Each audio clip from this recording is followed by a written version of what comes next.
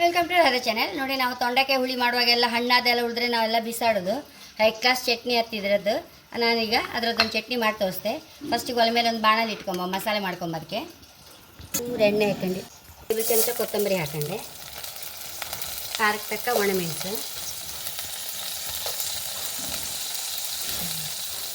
ಹುರ್ಕೊಂಡು 1/4 tea spoon ಸಾಸಿವೆ ಹಾಕೊಂಡೆ, ಇದನ್ನೆಲ್ಲ ಹಾಕೊಂಡಿದ್ವ.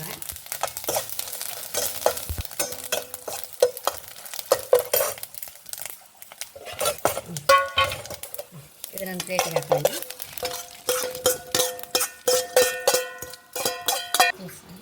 ಬಾಣಲಿಗೆ ತೊಂಡೆಕಾಯಿ ರೋಸ್ಟ್ ಮಾಡ್ಕೊಂಡು ಇಡುವಂಥದ್ದು.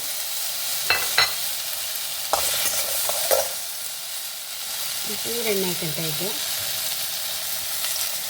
ನಾನೆಲ್ಲ ಇದಕ್ಕೆಲ್ಲ ಸ್ವಲ್ಪ ವರ್ಜಿನ್ ಕೋಕೋನಟ್ ಆಯಿಲೇ ಯೂಸ್ ಮಾಡಿದೆ. ನಮ್ಗೆ ಹೆಂಗೆ ನಾನು ಯಾವಾಗಲೂ ಮಾಡ್ತಾ ಇರ್ತೆ, ನಮ್ಗೆ ಅಡುಗೆಗೆಲ್ಲ ಸಾಕಾಗ್ತದೆ.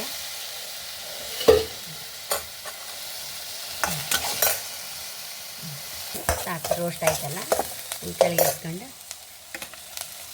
ಹುಣಸೆ ಹುಳಿ ಹಾಕೊಂಡೆ, ರುಚಿ ತಕ್ಕಷ್ಟು ಉಪ್ಪು ಹಾಕಿ ಹರ್ಕೊಂಡು ಬಂದರೆ ಸರಿ. ಮಿಕ್ಸಿಗೆ ಹಾಕೊಂಡು ಬಿಟ್ಟಿದ್ದಾನೆ. ಈಗ ರುಚಿ ತಕ್ಕಷ್ಟು ಉಪ್ಪು ಹಾಕ್ಕೊತ ಇದ್ದೆ. ಒಂಚೂರು ಎಣ್ಣೆ ಹಾಕ್ಕೊತ ಇದ್ದೆ ಒಗ್ಗರಣೆಗೆ. ಸಾಸಿವೆ ಇದು ಹಾಕೊಂಡ್ಬಿಡೋ ಚಟ್ನಿ,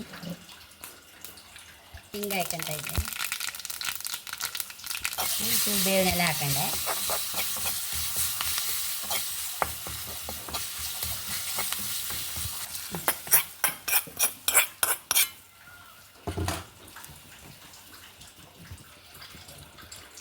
ನೋಡಿ, ಸಾಧಾರಣ ಚಟ್ನಿ ಅಂದರೆ ಕಡಲೆಬೇಳೆ ಉದ್ದಿನಬೇಳೆ ಎಲ್ಲ ಹಾಕಿ ಮಾಡ್ತೇವಲ್ಲ, ಇದೇನು ಹಾಕಿದ ಒಂದು ಕೊತ್ತಂಬರಿ ಹಾಕಿ ಹೈ ಕ್ಲಾಸ್ ಆಯಿತು. ತೊಂಡೆಕಾಯ್ದು ಒಂದು ಹಣ್ಣು ಪರಿಮಳ ತುಂಬ ಅಂದರೆ ತುಂಬ ರುಚಿ ಆಯಿತು.